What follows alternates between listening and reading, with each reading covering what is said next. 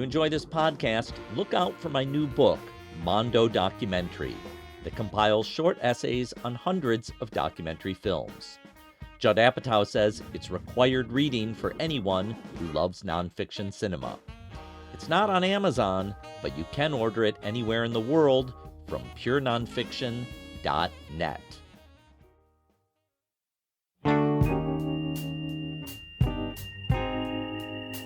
On this episode, we bring you the second half of our recent live event in Los Angeles. This time we're discussing films about storks, orphans, rebels, and predators.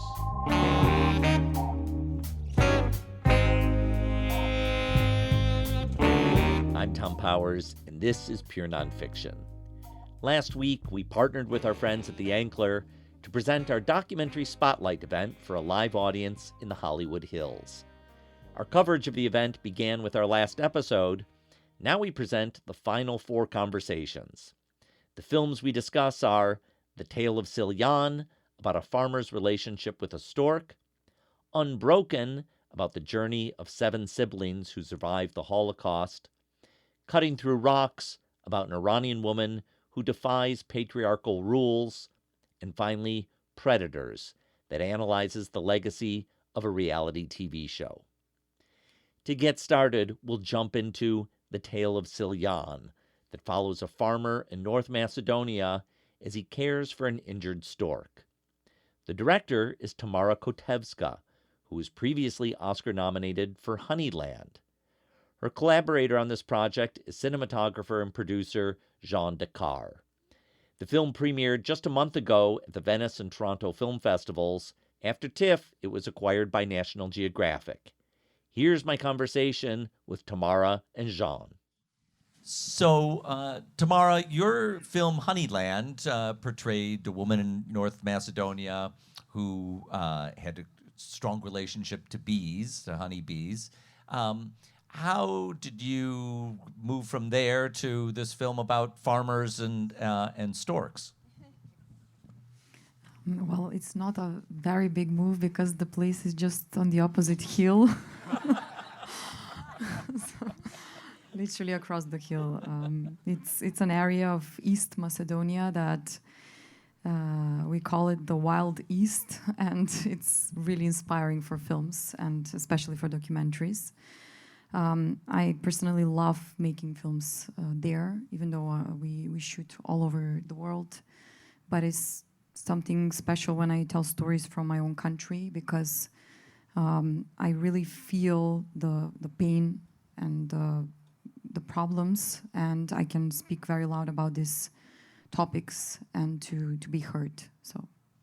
So the backdrop to this is that farmers in this region are no longer able to keep up their livelihood just farming the land. And in the case of the farmer Nicola that we see in the film, his children have moved away because they don't see a future there for themselves. His wife eventually goes to help her daughter in Germany, where they're living, to help her with kids. So Nicola's left alone by himself and forms this relationship with this stork. Can you elaborate on the backdrop of what's happening to farmers there? Well, North Macedonia is primarily an agricultural country, like many countries, and to witness in this sense the economical destruction that its own government is doing to its own country, it's really horrible because it's an opinion that we both share with John as filmmakers, that if you take the ability of people to produce their own food, that's the ultimate slavery of humanity.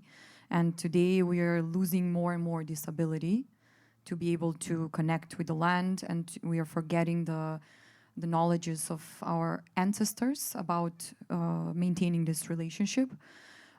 So just exploring this topic that has been quite painful because we lost a lot of our families just migrating and a lot of our culture in this way. And just it's sad because it has its own resources to be completely self-sustainable. So I felt it's a very important topic to talk about. It's been on my mind for a while, actually. So, Jean, you're the cinematographer and the producer on the project.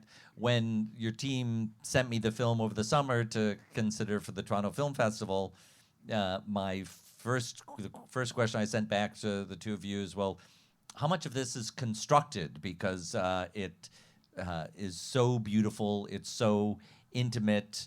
The scenes that unfold are funny and feel like they could be a fiction film. And the response you sent me back is none of it is constructed. It was all observed by the two of you working as a team. So, Jean, can you talk about how you got into the lives of these characters? Yeah, I think there's two things really that happened in order to achieve a film like this with this kind of quality of visuals. The first being with Macedonians themselves. I mean, they're very hearty people, and they're very open. So when you show up there and you want to make a film and you want to involve them into the film, unlike, let's say, people from, northern countries, let's say Scandinavia, where they would close up as an instinct, they would receive you slightly differently. They're more interested in what you're doing, and especially, doing a project about them, about their lives, and bringing out the message about the farmers in Macedonia. They're receiving you quite well.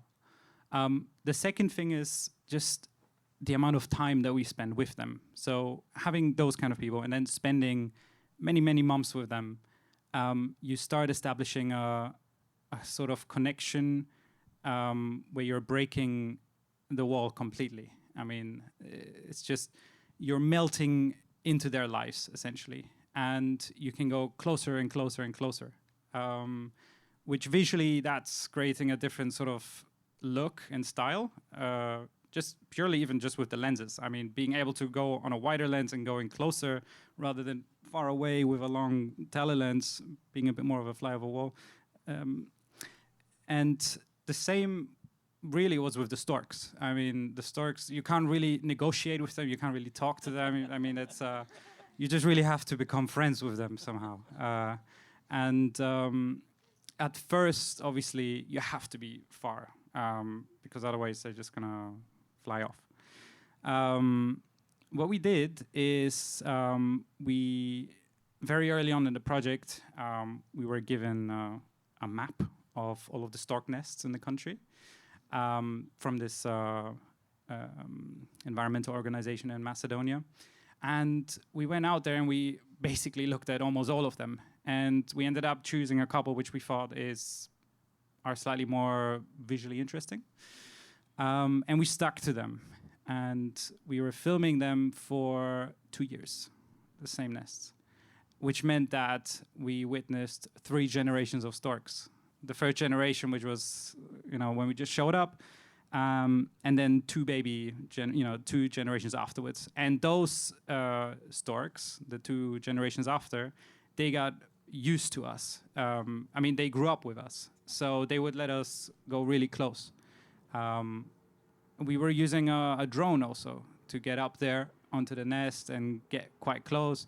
And they were, they grew up with it. They knew it wasn't a threat. It wasn't this weird, it was a weird alien thing for them, but it was okay. And somehow, it was a magical moment that by the time when these storks became mature enough to be, take their first flight, we captured all of this as well, which was super amazing and emotional even. But these were the storks that let us actually fly with them mid-air. And that's how we managed to achieve some of these shots. You haven't seen all of them yet, but go watch the film and you'll see what I'm talking about. There is no AI in this film. Absolutely not. So Tamara, this folk tale the Tale of Silyan that we get a little bit of in this in the clip we watched becomes interwoven into the film. But you told me that you didn't. That happened midway through the process, and yet this was a folk tale that you knew since your childhood. Can you elaborate on that? The Tale of Silyan is as popular as Snow White, let's say, in Macedonia. It's the most popular story. And I can say also it's been used in theaters and so on. So I wasn't thinking too much about this tale when I started with this documentary. It wasn't on my mind because the first thing that intrigued me to make this film is I started from the idea of storks changing their migrational patterns because they start eating from landfills. So it was just purely environmental topic. The farming aspect came later, and the tale came the last, almost towards the last. It came in the moment when Nicola, our protagonist, actually captured the herd stork in the landfill, and when he made the decision to take care of the stork, because that was not 100% that he wanted this decision. In this moment, I really thought it's the tale in real life, and it even started as a joke, but then I reconsidered it more seriously, and it eventually became the narration of this film. And I find just a great poetry and uniqueness in using this 17th century tale in a modern context, and how this general, very simple truth about the detachment from the land and the nature brings us to collapse, really. It's always been there, so I just recycled it. But let me back that up for a second. By the time you started filming Nicola and the Stork, you'd already been filming with him for how long? Maybe more than 6 months at this moment. Wow. And that was the first part from like 2 years. That is a dedication of observational filmmaking. Jean, an early scene of this, if maybe it's the first scene of the film, is Nicola and his wife Jana. They're an older couple. They're in the fields. They're incredibly playful with one another. He's picking flowers and putting them in her hair. It could be a Terrence Malick scene. There's like, so much love and beauty and the dappled sunlight that you capture. And you're, seemingly your camera is like, rolling around on the ground with these old lovers acting as young lovers. Can you talk about the intimacy that you were able to gain with them? Well, I'm actually glad that you said it reminded you of Terrence Malick. It was kind of a reference for us in terms of visual style. This was something where the energy was just amazing. I mean, they were so childish, and they just seemed like they were freshly, in love, and they just carried that energy, and they just went with it. I mean, I'm not sure how much happens when also a camera is there and so on, how much it carries away, but the truth is that they were acting like little children, and it was beautiful. And I just basically run behind them and around. And at one point, they sat in the wheat field, and so did I. And let's just see what happens. And then they started goofing around with the wheat strings, and yeah, it was just all really natural. I mean, I don't know what to say. They're always like this. Yeah. They love this behavior. So the film has only been reaching audiences in the last month or so, but how does it feel to have this film out in the world now? It's magical, really, for us. I mean, it really wasn't. We didn't expect to be received that well in that short time, because also with documentaries, it's always risky, and it's a bit difficult lately with the market. So we didn't know how it will go, and it was quite amazing. And also, it took 6 years since Honeyland, to make this film. So Well, it's worth every one of those years. The Tale of Silyan is mentioned in my book, Mondo Documentary. It has a passage in it from showing at Toronto Film Festival this year. I can't wait for you to see it. Thanks very much to Jean Dakar and Tamara Kotevska. Thank you.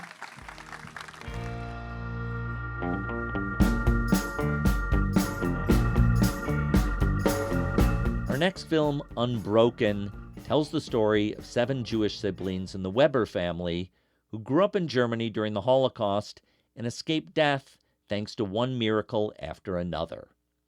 They eventually reached the United States as orphans.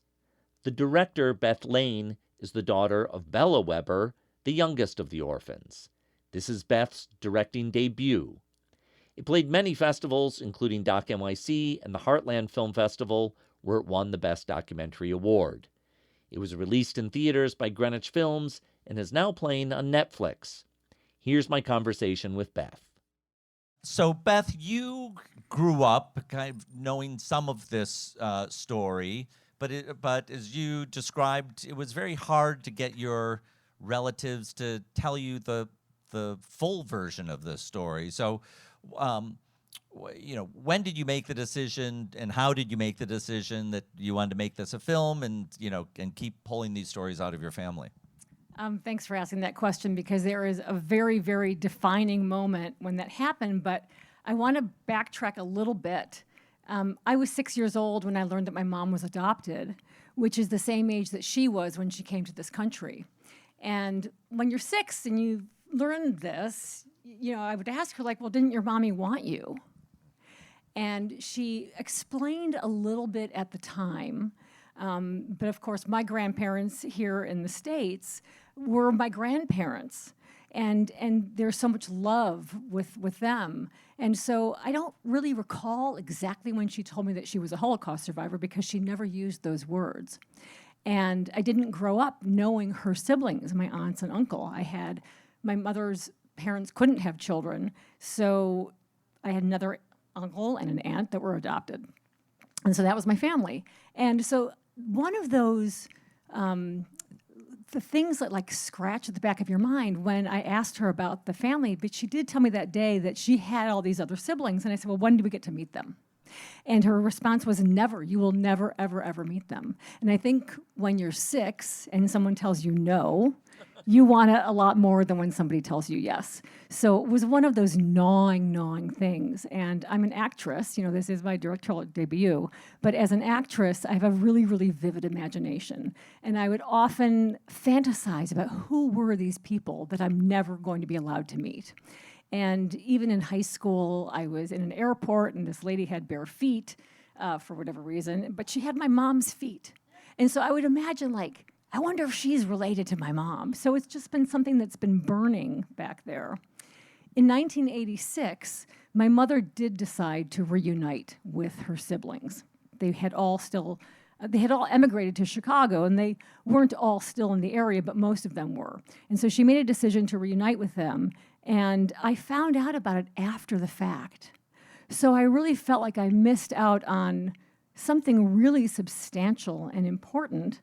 But again, she just didn't talk about it. And over the years, when I would ask her questions, she would have 2 or 3 memories that are in the film, but that's it. She was so little when she came over that she just didn't have the stuff.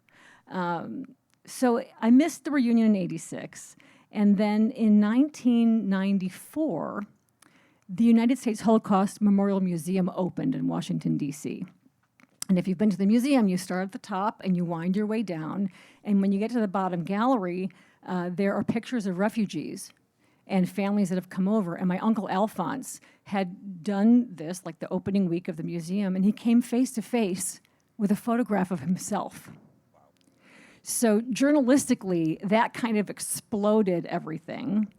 And then we'll fast forward from '94 to '96, when there was another reunion for the whole family. The '86 reunion was just for the siblings. The '96 reunion was for all of the cousins to meet, and we were a big, big crowd. We'd never all met each other before. And my uncle had written this 40-page document called The Brief History of the Weber Siblings. And it was his memories of everything that had happened to them. And I remember reading it, but not really absorbing it. I had just given birth to twins. I had 3 kids under the age of 2 at home. So it was hard for me to even read 40 pages. Well, in 1997, and this is quite extraordinary because I know Kate Amend is here this evening. In 1997, Mark Harris's film, The Long Way Home, that Kate edited, has the film clip of the photograph that is in the museum in the movie. So my mother was at the movies seeing The Long Way Home and saw herself not just in a still, but moving and animated, and she screamed in the theater, oh my gosh. So that became another piece that kept kind of, I don't know, burrowing in my soul about what am I going to do about this? It's not my story to tell. Well, in 2017, Mom decided that she wanted to go back to Germany, and the story's even longer, but it's taken me a long time to answer your question, Tom. But we went back to Berlin, and then we went out to the town of Voreen, where she was hidden, and we were hosted by the town historians. And they had a surprise for us. And the reason I'm telling this piece is because I never felt it was my story to tell until this moment. And the surprise was they invited a descendant of the farmers who hid them to come and meet us. Wow. And it was truly one of these watershed moments where I felt like I was touching the DNA of like the reason why I'm even alive today. But on top of that, I had always thought of the story through my lens, my family's lens, and this man was the same age as my brother, a couple years older, and I realized that if his grandparents had been caught, he wouldn't be here either. And so it was really the reverse shot that made me truly make a sacred vow to myself that day that I was going to make a movie and I wasn't going to stop. So when you did start pulling stories out of family members, what made that possible? Food. I mean, we're a Jewish family, so food is always everywhere. It was not easy. It was not easy. My mother it did not jog any more memories for her, even going back to the town of Voreen. She was very young, so... Yes, exactly. And when she went into hiding, she was 3 years old. I think my Aunt Gertrude was the most Aunt Ruth. Aunt Ruth, so you go to interview Aunt Ruth, and she comes out to the front porch, and the crew is behind me, and she starts talking. And I had to stop her and say, Aunt Ruth, don't tell that story. We have to laugh you up. But she was just... God bless Aunt Ruth. Oh, my gosh, right? And she's just iconic. And my Aunt Renee absolutely did not want to talk. And so we had to bribe her with Hamantaschen because it was Purim. And then I took her grocery shopping and things like that. So getting stories out of my Aunt Gertrude was also, we made kugel together. We're in the kitchen making kugel, food. And having kept these stories inside them all that time, what do you think it meant when they finally did come out with them?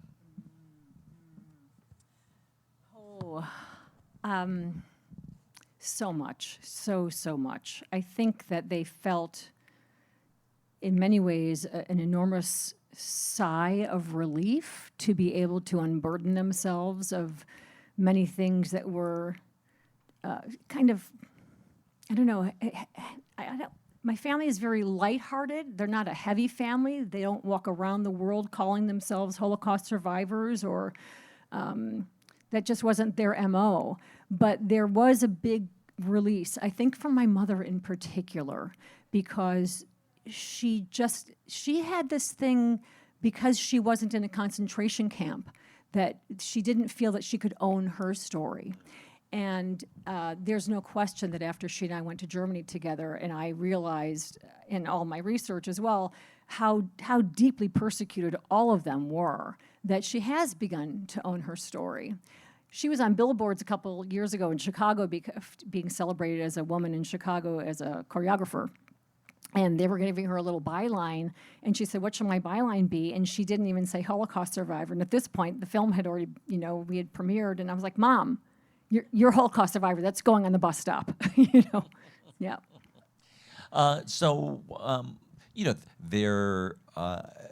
This is a chapter of history that's been well documented in documentaries from many different angles. What were you hoping along the way that you could contribute uniquely? I knew that I didn't want to tell a story that had been told before. I knew that our story was unique, but what was so important to me was to represent my family's journey, which is a journey of hope. And I wanted to find a way that would reveal how resilient they are and what all of their bravery and courage has meant, not just for them, but how it is passed down through the generations for me and even for my children. So something that was very hopeful was very, very important to me. And being your first film, I think making a film about one's family is something that occurs to lots of people. They want to maybe not quite as dramatic a story as your family has, but every family has a story. What advice would you give to people who are thinking about making a film about their family? Me giving advice? Oh my goodness. You have to be true. You have to be so true to what it is that you're experiencing yourself and what's in your heart. And I think what served me, being so new at the practice, is as an actress, I'm always trying to mine human behavior. I'm exploring human behavior. And I knew that I wanted my true north. I knew that I would hit the mark for myself if people wanted to jump off their sofas and become better people, better citizens of the world. So my goal was to give people the opportunity to exercise their own muscles of empathy and compassion. And I think we as a society really miss that piece a lot. And I know it's why a lot of people, go to organized religion or they join clubs or whatever it is, but so many people are lacking like the scales on the piano or the ballet bar to practice. How do we practice empathy and compassion? And so I think that as filmmakers, we have this beautiful opportunity to give people these chances to do things that they don't normally get to do. You were working with the editor, Aaron Soffin, who's worked with Ramona Diaz, Andrew Behrens. What did he bring to this project? As obviously, it's a close film to you. It's your family. What did it mean to have a collaborator who is an outsider? Aaron Soffin is a genius. He is become so important to me and so important to the film. And when I can't go do a speaking engagement, he's the first person I call, and I say, please invite Aaron to come speak on Zoom or something. Aaron and I created a shorthand immediately. He really understood how to interpret what was in my head, because I had all these ideas, and most people would say, you can't do that. Even with some of our animation, and I was working with Andy Hall from Elastic, and Andy's just brilliant, and he's like, Beth, you're trying to direct 3D. Your animation isn't 3D. And I'm like, well, I don't care. We have to do it this way. And so the Ruth on Bike scene is exactly that. And so Aaron had the ability to really understand what it was that I wanted the behavior to represent, and then he could cobble something together. And it was just so much fun working with him. I can't wait to do something else with him again. So UnBroken came out in theaters earlier this year, and then it went on Netflix and was a very highly ranked film there. I know, we hit top 10 in the US. We ranked number 5. And you can still watch it there today. Thank you very much to Beth Lane. Thank you very much. Thank you, everybody.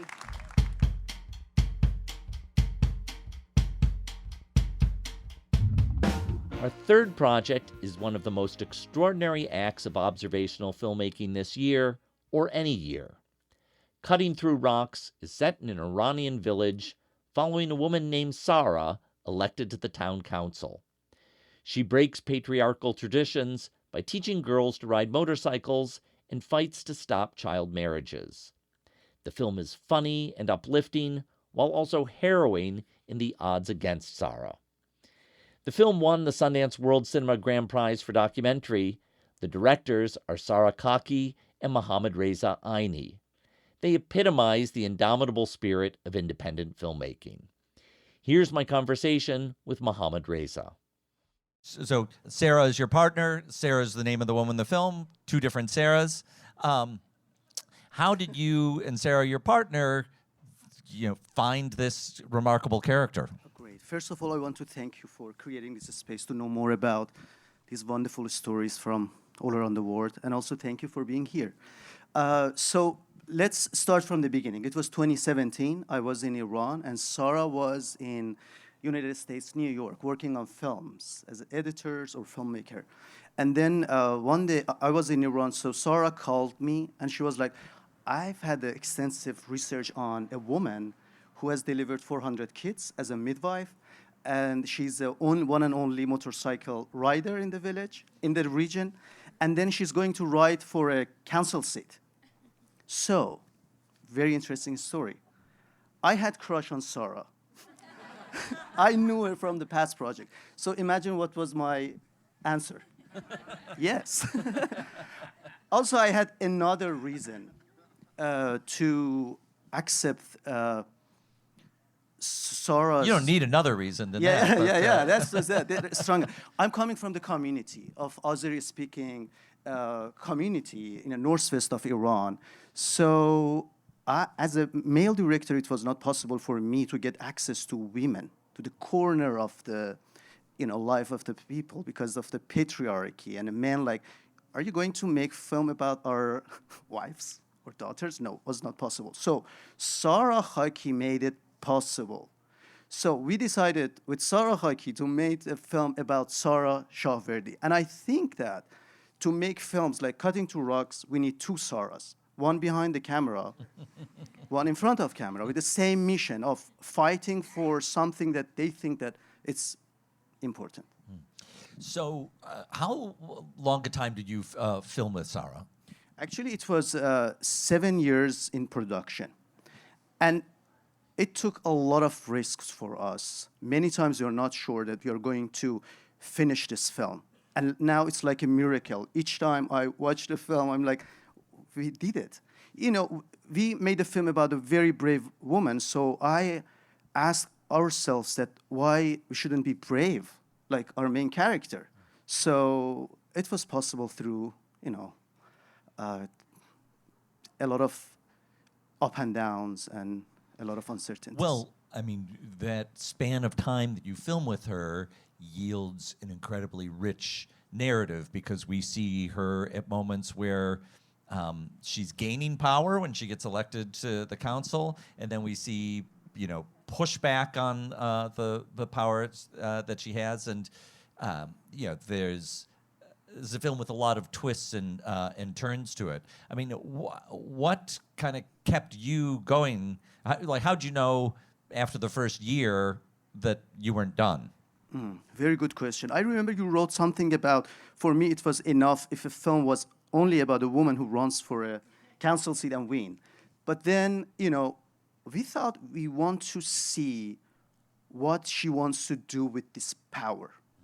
So the woman as a leader was so important for us. And I'm happy that we spent 7 years in the production. And each time it took for us 90 days, 70 days, 50 days. And we were so patient because we wanted to make it tangible, the evolution and the changes that Sarah Shahverdi, the main character, wanted to bring to her community. I had a chance to visit Iran for a film festival 9 years ago, and it strengthened an impression that I'd long had about filmmaking in Iran. That there's this dichotomy. It's an incredibly rich cinematic tradition, and yet it is incredibly difficult to make films there. What was it, like for you? You must have been conspicuous in this small village as filmmakers. So what were the challenges for you? Actually, I can say that we've spent more time and energy behind the camera than, you know, making the film itself. This was one of our challenges, always, you know, trying to make it happen, to make a film, to get access. So, and also facing with a lot of dilemmas as filmmakers also. It's another, we can make a film about it, you know. They try to stop us many times from finishing this film. So, you know, and also we as Iranians are master of telling stories in an indirect way. But for this film, we wanted to make a film directly, talking about a woman who wants change. You know, it's not like, you know, using allegory to just tell those stories, because our main character was like being direct. So you were partly incentivized by having a crush on your filmmaking partner, Sarah. How did that go? So we got married in the process. Yes, and you know, we witnessed a lot of traumatic stories, as you saw in the film. So I think we needed each other, being in the village, making the film, and being, you know, intimately close to our main character and sub-characters. So we need each other to talk and find ways and continue. And the persistency came from love, I think. So I had two good reasons to make Cutting Through Rocks: cinema and love. Can you talk about what, I mean, you're the cinematographer. You're still filming, and the film is capturing many scenes with women. You described that being a challenge from the beginning. How did that work out? Actually, as I told you, you know, as a couple, people were so welcoming. They were like a couple. They called us a couple with a camera. So that made it, and many times they invited us to their houses. And then for me, there was a practice of going outside to the village, talking with people, and taking pictures with my phone. So those pictures and those connections, you know, made it possible for me as a male cinematographer to enter to their houses. And also, you know, Sarah Haki's presence helped a lot. You know, they trusted me, of course, you know, as a male, and they accepted me because I was a married filmmaker person, so that was easier with Sarah. And I can say without her, it was not possible. And also Sarah brought a lot of understanding about inequality and women's situation. So that quality of understanding about women's situation made this film happen, and the activism behind the film. And both Sarahs had the same mission, and I learned a lot from both of them. When you got down to editing this multi-year story, what was that process like? Very good question. So we both edited the film. So we decided to have two different systems, the editing systems. So we decided to each of us work on different scenes. And then at the end of the day, we were tired or locked finding a solution. We switched. First, we got each other's comment, and then we switched, and we gave each scene a lot of different chances and perspectives to be compared. And then we never wanted to push ourselves for any film festivals. We wanted to be patient as we were in the process of making the film. Also in the post-production, we wanted to make the film that we really want. And one of our challenges was telling the story, the very multi-layered, complicated story, in a simple way, cohesive way, without simplicizing the layers. It was our challenge, and the reason that we spent a lot of time, the editing room, was that, yeah. Well, I will say this film really unfolds. You know how there's a kind of trope in documentaries today that they'll tell you the whole story in the first minute, and then tell you the story again over the next 90 minutes. This film is not doing that. I remember feeling intrigued by this character, and then as it goes along, we get deeper and deeper into her. The things that take place are extraordinary. So you really achieve something great through that patience. Thank you. So that marriage worked well, I think. So, was since the film is debuted at Sundance and now has played festivals in many parts of the world and won a lot of recognition, does that make it back to the Village and Sarah or anywhere else, or do they understand what kind of life this film is having in the world? Yeah, and I think it's the magic of cinema and film. After film being out and people in the Village and also in the region following the news, they are so proud of Sarah, even opponents. They're like, Sarah is making our village famous in the world. So they also questioning themselves, I'm sure, that why we are not going to give the same chance to our daughters, or it's not happening in a one night. It's a progress. It's a one step at a time, as Sarah Shaveri is saying in the film. So, but it's well received, I can say. And also, Sarah Shaveri joined us recently in South Korea for a screening for the first time with audience. And Extraordinary. yeah, and many teenagers after watching the game came to Sarah and asking for autographs, taking pictures, and talking with her, and of course with translators. So and sharing the similar stories of pressure, of inequality, and this was the most beautiful part of making this film, to see how the film is going to connect with people in a different places, in even with South Korea, very different culture, even food, language, and they connected to Sarah coming from northwest of Iran and her story. So we are so happy and honored for this. And what will be the chances of it being seen in Iran, either in formal ways or underground ways? One of our dreams is having the community screenings. So we are thinking about, having small community screenings, maybe May, April 2026, when Sarah and I, having a chance to go to Iran. It depends on many different factors, as you know. So out of your control. Yeah, we love that idea to have, because I want to see the reflection of men of the community after watching the film. Because I believe in the power of cinema, and I want to see, and I want to also get that, feeling, after, connecting the film to them.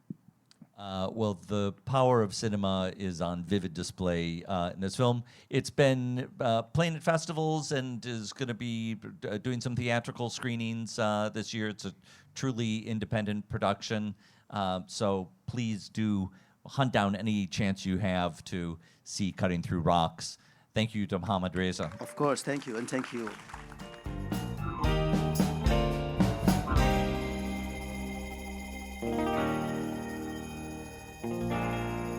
Our final project looks back at the hit reality TV show To Catch a Predator.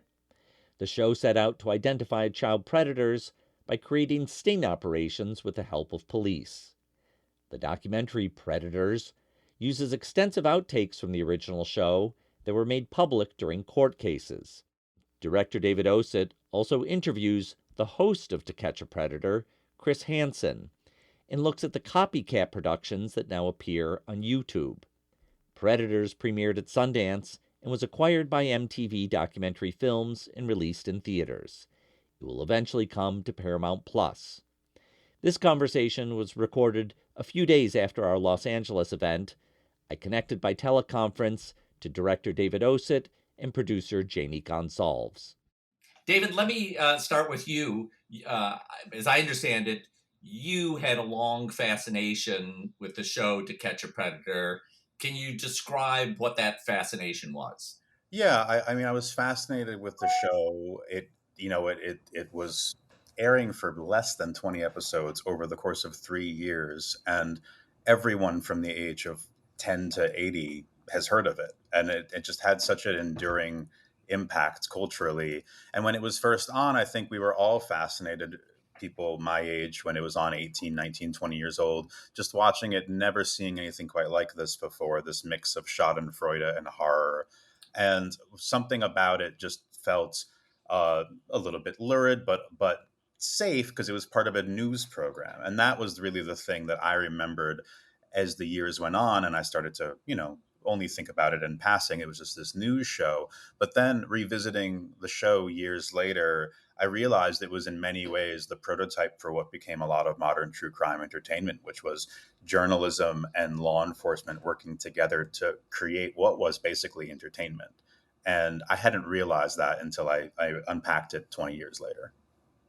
So, Jamie, when David brought you on board as a producer, what were your feelings or history, if you had any, with the program that you were coming with? Probably like most people. I mean, I remember watching the show like middle, end of high school and finding it very funny. And that my memory of it was like, there's a line in the movie that's like, that Jimmy Kimmel says, which was punks for pedophiles. And that's kind of what my memory of it was. And so when David brought it, I was like, this is something to revisit. And I was curious as to like what that would be like. What would I see in the material? What would it like mean for me to rewatch this show? And kind of immediately, even like looking at the memes, was like, oh, this is like not what it is in my brain. And then it became like, oh wait, why was this thing so massive? And then also kind of more keenly aware of the modern day stuff just through Instagram scrolling. And so I was like, oh, there's like, this does have like a very significant legacy, but also these were all scattered pieces in my brain that David had. He was 10 steps ahead of where I was, but I was very curious to like follow that trail with him. David, when I think about the film, I think of three components. One is that you're digging into this archival material, outtakes from the program, all this footage that has surfaced over the years through lawsuits around the program. So this footage became entered the public domain through court proceedings. Then the second element I think of is that you're following modern day copycats of To Catch a Predator, people who are doing a version of this show on YouTube where they're entrapping alleged pedophiles and shaming them on camera, and often getting law enforcement involved. And the third component of your film is it culminates with a sit-down interview with Chris Hansen, the original host and kind of creator of this whole model. So when you embarked on making this a film, how much of that did you envision? What did you think this was going to be when you said, let's make this a film? I knew from the beginning that I wanted to use the sort of skeleton of a true crime film and even some of the tissue of it to give an audience a sense that this was going to be a film that followed a lot of true crime tropes. It's going to be about good and evil and right and wrong, and trying to find the reasons for why something happened or trying to identify the bad guys. But I think that what happens in the film is I knew I always wanted it to expand in scope, to really envelop the idea of who is a predator, who is a good or bad person. What do we need to do in our society to be able to define those kinds of roles? And how does true crime actually often flatten that kind of definition? So I knew from the beginning I wanted to use the approach of true crime because it almost demands an answer. And I really do believe I made a film that tries to leave people with far more questions than answers. And I think generally that's something that I knew from really early on I wanted to do an interview with Chris Hansen, and I wanted to approach him in a very certain way. But then, that's just drawing the X on the treasure map. And then a lot of the film was in the edit room of realizing, okay, now how do I illustrate this? How do I get an audience to understand what the journey of making this film was? Because that's really what the journey of understanding this story was.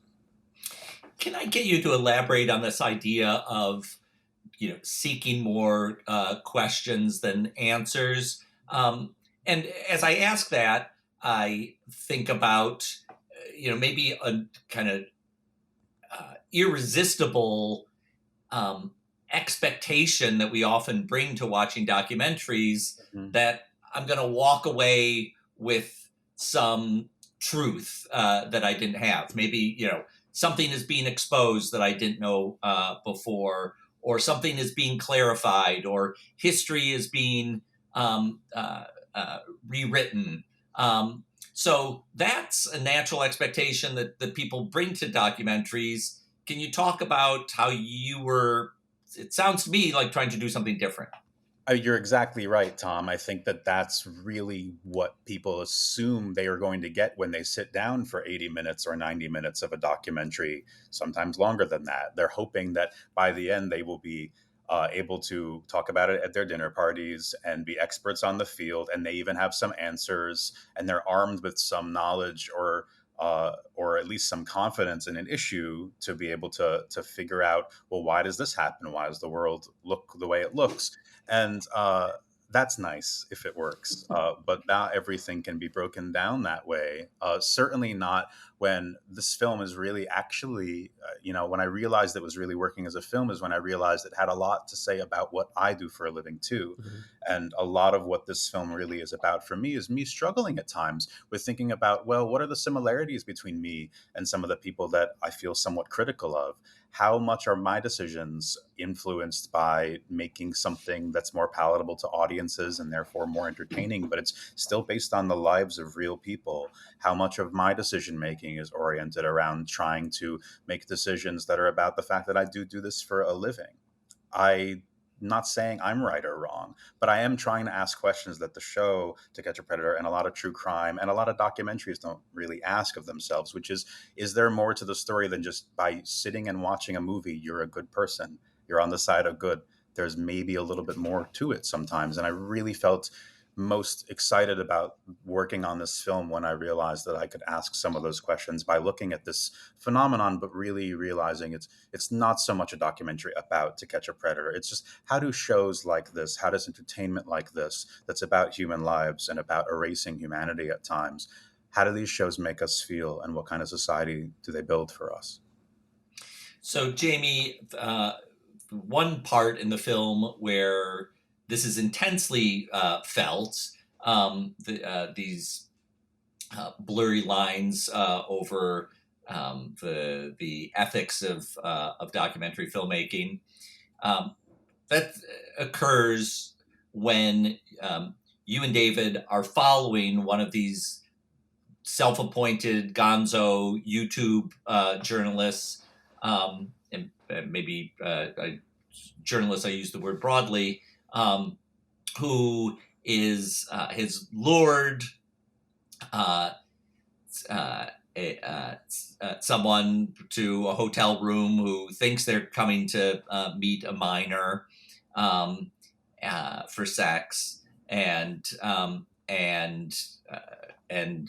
then this gonzo reporter kind of catches them. You and David are along for that journey. Can you describe that day of filming and what it meant for you? I mean, that was one of the most uncomfortable. Maybe I would say, sorry, that was certainly the most uncomfortable I've ever been filming anything in my life. I mean, Dave and I were in the bathroom of this motel in Michigan, listening, and this is the second guy that comes into the hotel. There was a guy who comes in earlier, and very quickly he opens the door and he sees that there's people in the bathroom, and he kind of scurries out, and they stop him.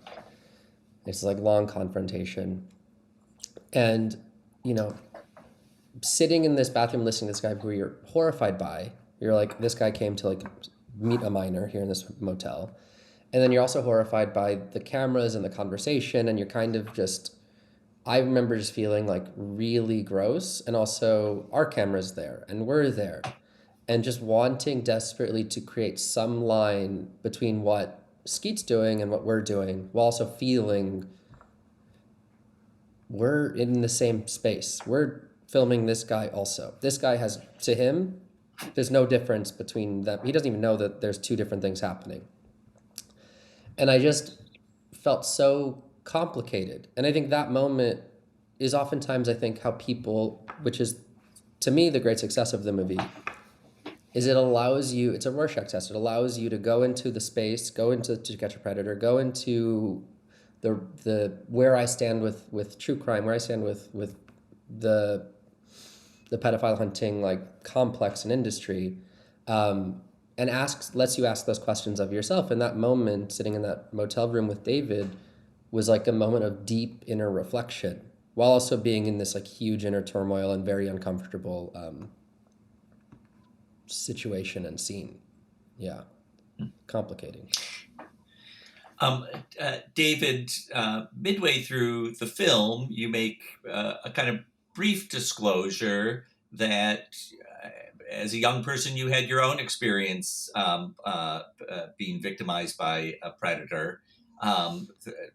That is a kind of moment of transparency that you have your own stake in this material.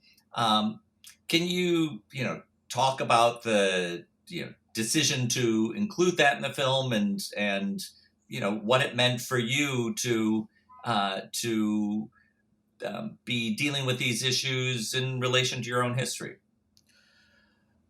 I've appreciated at times that people have said that it's brave to have done this, but I actually think maybe the braver thing would have been to not.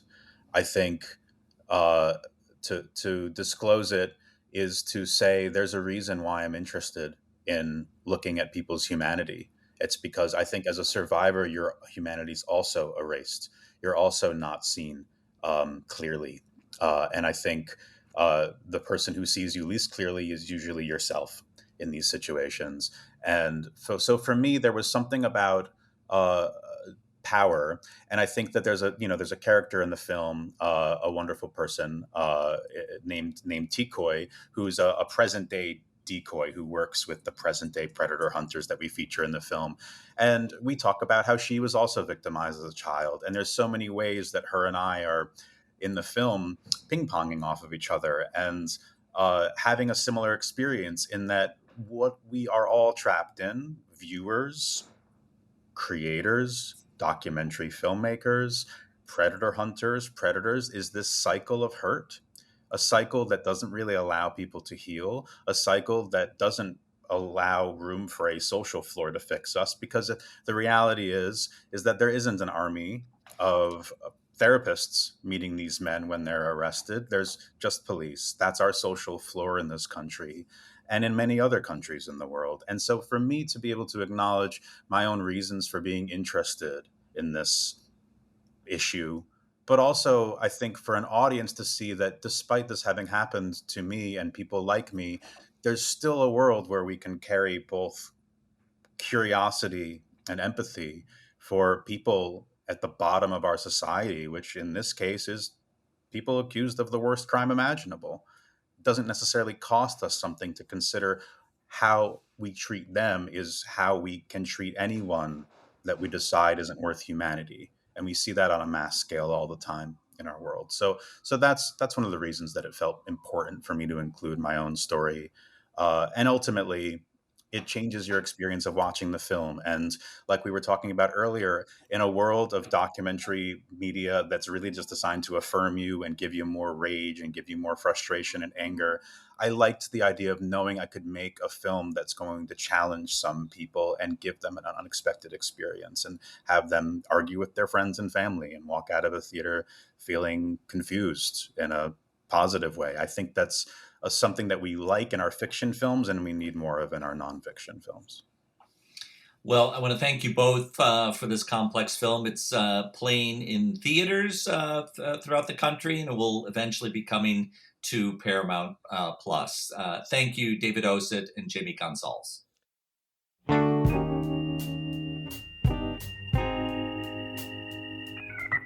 I want to thank all our guests. You can watch UnBroken on Netflix.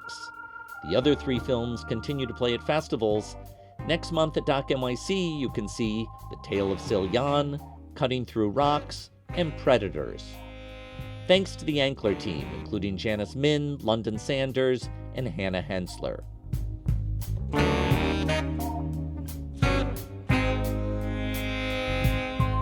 If you you need a holiday gift for a film lover, including yourself, look up my new book, Mondo Documentary. Nelson George says, it's like a giant wish list of films you can't wait to see. You can order it anywhere in the world from purenonfiction.net, but not on Amazon. Thanks to our team, Doc Voices writer Bella Racklin, series producer Hannah Nordenswan, and web designer Cross Strategy. Our theme music is composed by Andre Williams, and our executive producer is Raphael Nehausen. I'm Tom Powers. Follow us on Instagram and visit our website at purenonfiction.net.